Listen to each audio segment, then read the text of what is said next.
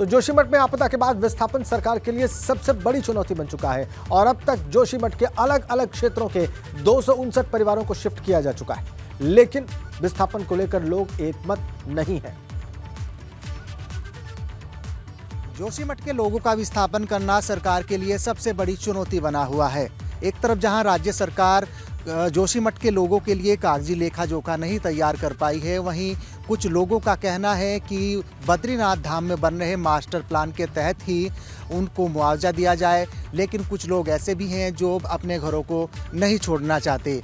लेकिन जो जोशीमठ के आपदा प्रभावित परिवार हैं उनको बसाने की तैयारी सरकार कर रही है और ये पीपल कोठी है। इस पीपल कोठी के इस मैदान और आसपास के परिसर में ऐसे बहुत से परिवारों को बसाने की तैयारी राज्य सरकार कर रही है, लेकिन बहुत लोगों का एक मत नहीं हो पा रहा है। अचार सिर्फ खाने के लिए ही नहीं है, कमाने के लिए भी है। ये अचार के बिजनेस करके महीने के 5 लाख कमा रहे हैं। आपको भी ये करना है तो फ्रीडम ऐप को अभी डाउनलोड कीजिए। क्योंकि कुछ लोग कह रहे हैं कि सरकार वन टाइम सेटलमेंट करे और कुछ लोग कह रहे हैं कि सरकार बद्रीनाथ धाम में बन रहे मास्टर प्लान के तहत उनको मुआवजा दे।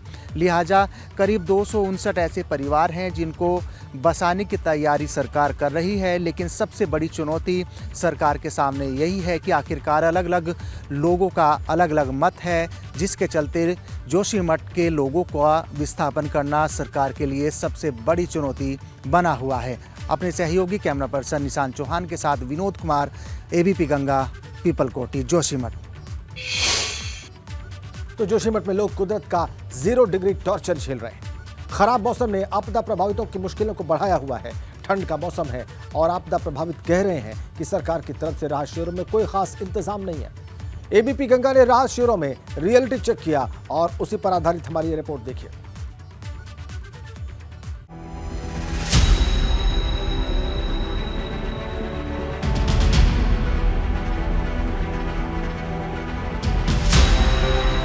जोशीमठ के लोगों पर इस बार कुदरत की दोहरी मार पड़ी है। घरों में दरार आने से लोगों को राहत शिविरों में दिन गुजारने पड़ रहे हैं। इसी बीच बर्फबारी ने आपदा प्रभावितों की मुश्किल और बढ़ा दी है। एबीपी गंगा राहत शिविरों का जायजा लेने पहुंचा और वहां पर की गई सरकारी व्यवस्था के बारे में लोगों से बातचीत की। जोशीमठ में इस वक्त कड़ाके की ठंड पड़ रही है और जो विस्थापित किए गए लोग थे उनके सामने सबसे बड़ा संकट ये है कि आखिरकार एक रोजी रोटी का संकट तो है ये, लेकिन रात में उनकी किस तरीके से समय काट पाए वो एक बड़ी यहाँ पर इनके सामने संकट बना हुआ है। आप देख पा रहे हैं कि ये तमाम लोग हैं जिनके घरों में दरार आई थी। सरकार की ओर से फिर इनको फैसला लिया गया कि इनको इस जगह पर नगर पालिका के भवन में इनको विस्थापित किया जाए। टेम्परेरी अभी व्यवस्था है। बहुत तकलीफ हो रही है, होगी, आज बड़ी ठंड भी है। इतना बर्फ आ रही, बारिश हो रही, बाहर घर में पूरी दरार पड़ गई है। हमारा आदमी बेरोजगार था, बेरोजगार आदमी है। जो बनाया हमने बड़ी मुश्किल से अपने मकान, वो आज टूट करके नीचे आ चुकी है। यहाँ बैठ रखे हम, देखो ये एक रजाई दे रखी है, ये है यहाँ पर जैसे गाय बच्चे सोते हैं ऐसे सो रखे हैं। खाना दे रहे हो, हमें क्या करना, हमने उस खाना का।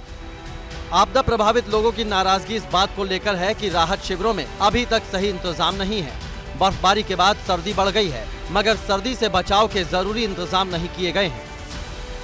हीटर नहीं है, कुछ नहीं है, क्या व्यवस्था है? बस वो रजाई है, वो बेड है, बाकी क्या है हमारे पास? हमारा जो जीवन है वो हमारे घर में ही है, जो हमारी संपत्ति वो हमारे घर में है। यहाँ कुछ भी नहीं है, सिर्फ ये एक हॉल है, बीमार की तरह दे रखा हमको, बस हम यही हैं रात में।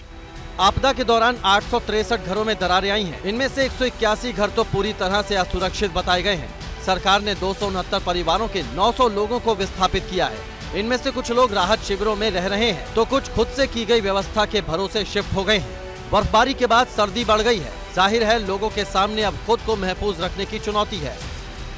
व्यवस्था है, काफी ठंड है। आज किस तरह की व्यवस्था है? एक रजाई पकड़ा रखी है, एक कम्बल दे रखा है, वही व्यवस्था है।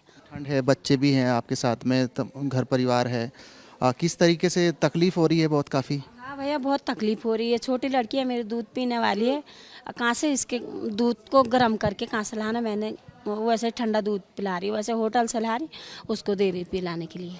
ठंड का मौसम है, ये ठंड में, और हमारी उम्र इस वक्त 74 साल की है। क्या बुढ़ा आदमी और बच्चा बिना आग का तो नहीं रह सकता। अभी कुछ रोज पहले ही सीएम धामी ने समीक्षा बैठक के दौरान अधिकारियों को निर्देश दिए थे, जिसमें कहा गया था कि राहत शिविरों में जरूरी व्यवस्था होनी चाहिए। जो राहत के काम चल रहे हैं उनकी समीक्षा की है उसमें, और स्थानीय लोगों के साथ जो कमेटी बनाई है डीएम ने, उनके साथ मिलकर नई जगह की तलाश और मुआवजे से संबंधित जितने भी प्रकरण हैं उस पर उनकी राय लेकर हम आगे बढ़ें। अभी कुछ रोज पहले कांग्रेस का प्रतिनिधिमंडल भी जोशीमठ पहुंचा था। निरीक्षण के बाद विपक्ष भी सरकार के इंतजामों पर सवाल उठा रहा है। जब मैं वहां गया था तब में और आज में हालात और बदतर होते हुए दिखाई दे रहे हैं, और सरकार और प्रशासन विस्थापितों की संख्या कम करने की नीयत से या जो फौरी तौर पर इंतजामात किए जाने हैं उसको कम करने की नीयत से इस तरीके से वहां काम कर रही है। लोगों के सिर से छत छिन गई है। राहत शिविरों में जरूरी सुविधाएं न होने से लोग परेशान हैं। सरकारी दावे अपनी जगह हैं, मगर आपदा प्रभावितों का दर्द सरकारी सिस्टम को कटघरे में खड़ा कर रहा है। एबीपी गंगा के लिए जोशीमठ से विनोद कुमार के साथ रणजीत रावत की रिपोर्ट। अचार सिर्फ खाने के लिए ही नहीं है, कमाने के लिए भी है। ये अचार के बिजनेस करके महीने के 5 लाख कमा रहे हैं। आपको भी ये करना है तो फ्रीडम ऐप को अभी डाउनलोड कीजिए।